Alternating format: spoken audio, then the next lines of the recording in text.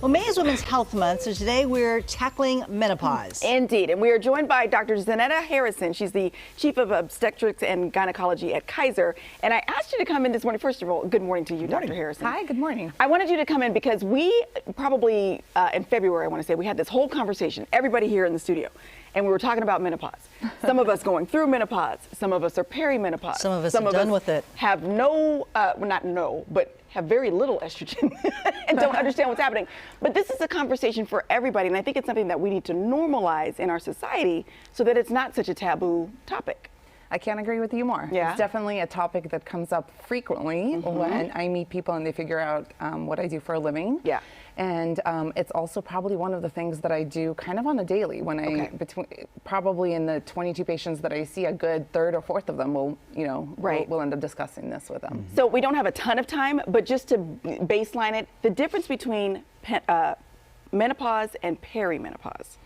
Yeah, so menopause, we define it as once a woman stops having her periods for 12 consecutive months, we consider her to be menopausal. Okay.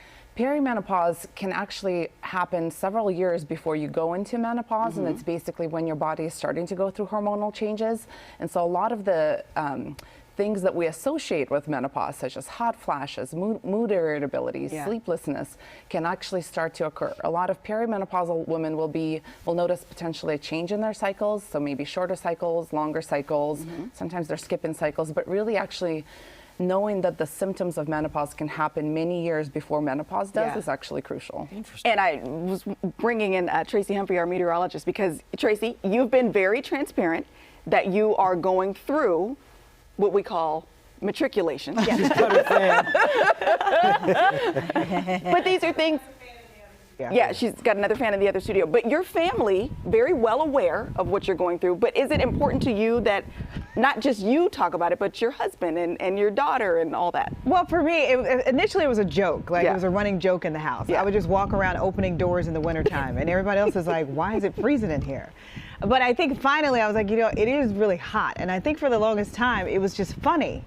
But I couldn't get them past the funny to the fact that, no, I'm actually hot. Like, I'm really uncomfortable. So I started trying to find other ways.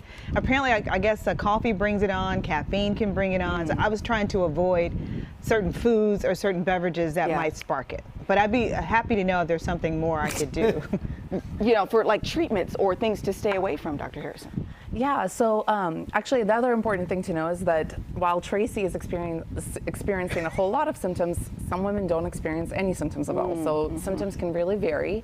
I think doing all of these sort of conservative things are important. Wearing layers, having fans around, letting your family know why your air conditioning is on 60 degrees.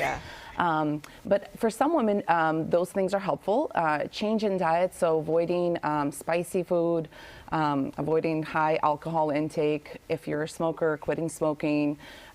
Those things are really important. But if those things are not enough, sometimes having a conversation with your OBGYN may be important, because for some women, if the hot flashes or other symptoms are significantly starting to impact their life, we may discuss actually doing a little bit of hormone replacement therapy that women may find helpful. I don't want to take up all, but what do men misunderstand about it, have you found? I think that probably my best guess would be that it's easy, and it's not. I think that it's a huge transition in a woman's life.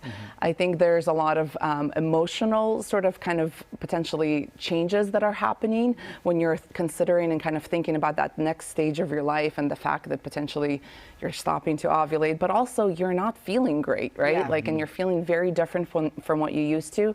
A lot of women will notice that they have, they're more irritable, or they may be a little bit more forgetful, and that's hard to potentially like feel and an experience. To empathize, hard to empathize. Yeah. Well, and you've got 3 different stages: peri, current, done. Done. And you cannot say that it is a negative thing right now. You guys are feeling some of the icky parts of it. Sure. But when you get over the hill and stuff, it's like this. Whatever. Yeah, sure. So there's a light at the end of the tunnel. There is a light at the end of the tunnel, you know? Dr. Harrison, you guys have a lot of resources on the Kaiser website, as well as Twitter, and there's a specific article about menopause. That's very helpful too. Yeah, and so actually that's probably, if anything that I can leave behind with you, reach out to your OBGYN. There's also a phenomenal North American Menopause Society, so NAMS is a really great resource to all of us as clinicians, but also there's a whole separate section for women that actually has a lot of phenomenal information on things that you could do. All right, wonderful. I just want to thank you for your patience with us, because we're a lot. Oh. Trust me, I know I'm the bigger issue here. So. I love it. We're going to link all those helpful resources on our website, gooddaysacramento.com, under show info and today's date. Have the conversation, have a laugh if you got to, but also have a heart and understand that a lot of women are going through some different things at different times.